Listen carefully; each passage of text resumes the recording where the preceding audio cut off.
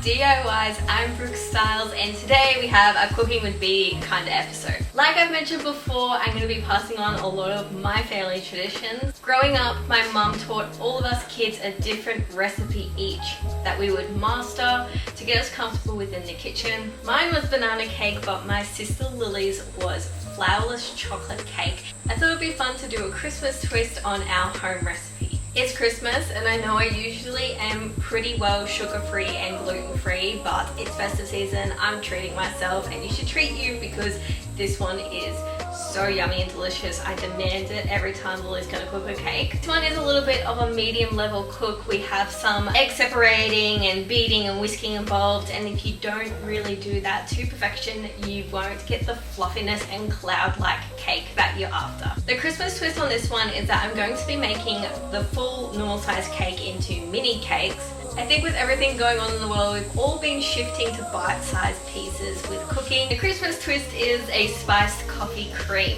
Let's just start off with the cake first, and this is what you'll need. 200 grams of chocolate, 1.5 cups of almond meal, 150 grams of cubed butter, 2/3 of a cup of caster sugar, 2 bowls, an electric beater, and a baking papered lined tray. So we need 2 bowls because we're going to start off by melting our chocolate and our butter. You can do this over the stove, but I'm doing lazy girl option and we're going straight into the microwave. While it's in the microwave, we are going to separate our eggs. 2 ways you can do this, 3 ways you can do this, but I'm just going to do it using the shell.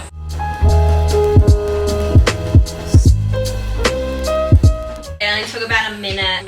You want to be careful not to overcook it, so once everything just starts to melt, it's hot enough that you can just continue to mix it and it will melt itself. So that's the butter and chocolate all melted. Now the eggs are separated, which is probably the hardest part because you really don't want any of the egg yolk being in the egg whites. We're going to add the egg yolk and our sugar, and we're going to beat this.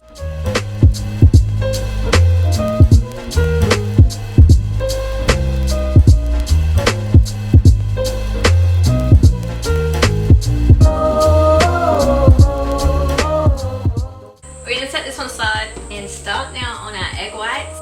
You'll need a nice clean bowl for this one. So this is where the fluffiness of the batter comes in. So we're going to be beating until they form soft peaks. You'll see what I mean when we start mixing.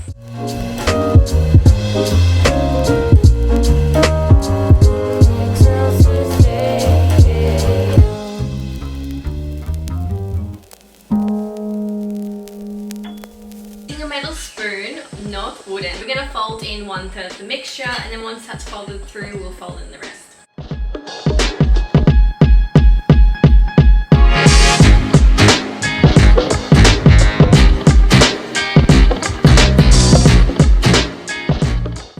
Now that our fluffy mixture is all mixed in, we're going to pop it into the tray and then into the oven at 170 degrees Celsius for an hour. So it is a long time. It gives you heaps of time to clean up and prep for the decorating.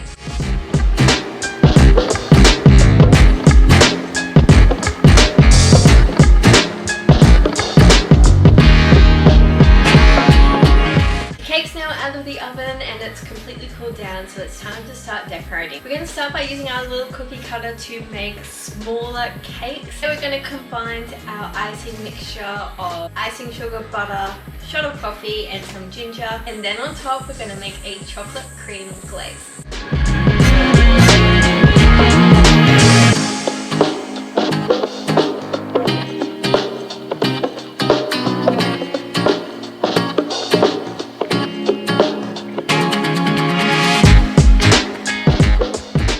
The batter is so moist that if you have any off cuts, you can literally just push it together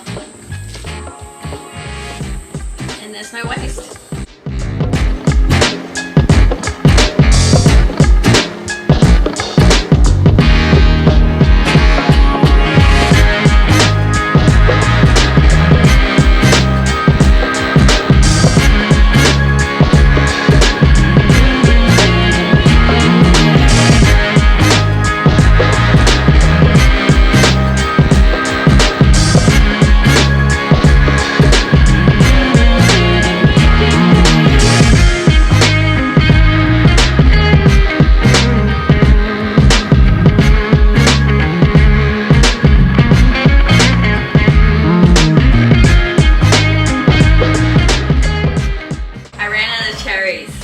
guess that means I get to taste test one. All the cakes have been put in the fridge to set now, and then they're ready to serve, but let's try it.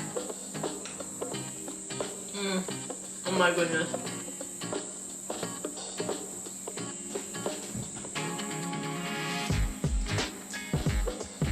That's why I love our family flourless cake. It's just so airy and fluffy that even with all that chocolate that we just put in, it is not overpowering at all. And the balance between that and the ginger coffee icing, oh, chef's kiss. It was so yummy. I think it's time for me to pack up because as soon as they are set, I think I'm having another one. Thanks for jumping in the kitchen with me again. I'm Brooke Styles. This is 25 DIYs for Christmas. Don't forget to check out all the other videos we've done so far, and I'll see you tomorrow.